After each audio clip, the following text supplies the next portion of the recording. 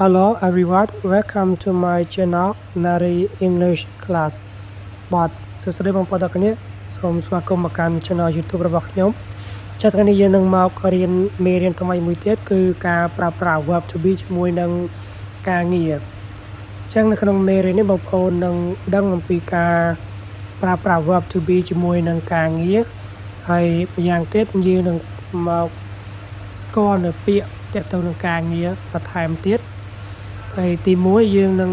ចេះក្នុងការបង្កើតប្រយោគប្រើប្រាស់ជាមួយនឹង verb to be ហើយយើងនឹងស្គាល់អំពីពាក្យនៅក្នុងវិស័យការងារផងដែរចឹងនៅក្នុងមេរៀននេះយើងនឹងនិយាយអំពី subject pronouns គឺ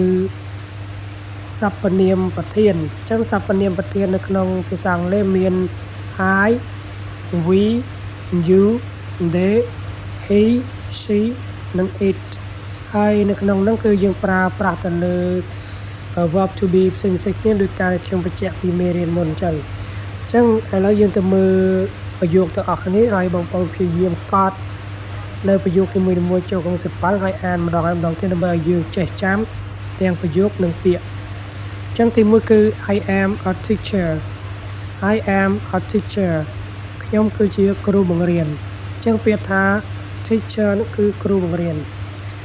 ហើយទី2គឺ we are doctors we are doctors អញ្ចឹងពួកយើងគឺជាវេជ្ជបណ្ឌិតអញ្ចឹងពាក្យថា doctors គឺជាវេជ្ជបណ្ឌិតប្រយោគបន្ថែមទៀតគឺ we are a student we are a student អញ្ចឹង student គឺជានាមប្រែមកថាសិស្ស student ប្រែមកថាសិស្សហើយប្រយោគបន្តមកទៀតគឺ they are workers they are workers អញ្ចឹងពួកគេគឺជាអ្នកធ្វើការអញ្ចឹងពាក្យថា workers គឺអ្នកធ្វើការហើយប្រយោគបន្តមកទៀតគឺ she is a nurse she is a nurse នាងគឺជាគិលានុបដ្ឋាយិកានាងគឺជាគិលានុបដ្ឋាយិកាបាទអញ្ចឹងពាក្យថា nurse គឺគិលានុបដ្ឋាយិកាប្រយោគបន្តទៀតគឺ he is a police officer he is a police officer គាត់គឺជាមន្ត្រីប៉ូលីសអញ្ចឹងពាក្យថា police officer គឺមានន័យថាមន្ត្រីប៉ូលីសប្រយោគបន្ថែមមួយទៀតគឺ it is a computer it is a computer អញ្ចឹងវាគឺជា computer អញ្ចឹងពាក្យថា computer គឺជា computer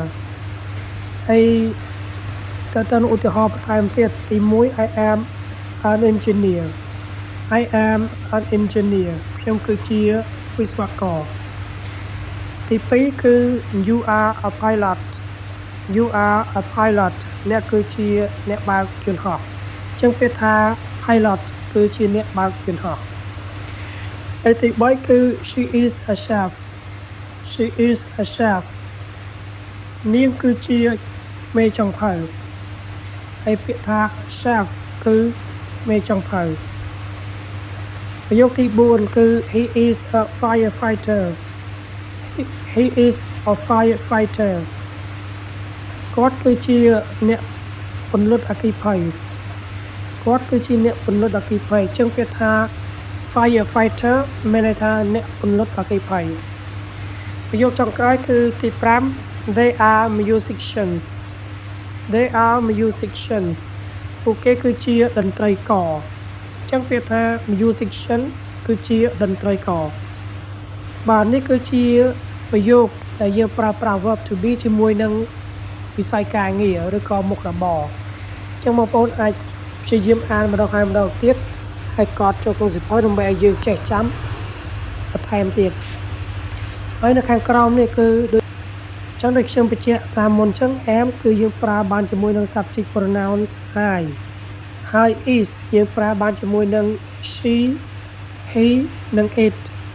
ហើយសម្រាប់ are យើងប្រើបានជាមួយនឹង you we they ចឹងនេះគឺមេរៀនសម្រាប់ថ្ងៃនេះគឺមានប៉ុណ្ណឹងសូមបងប្អូនអាច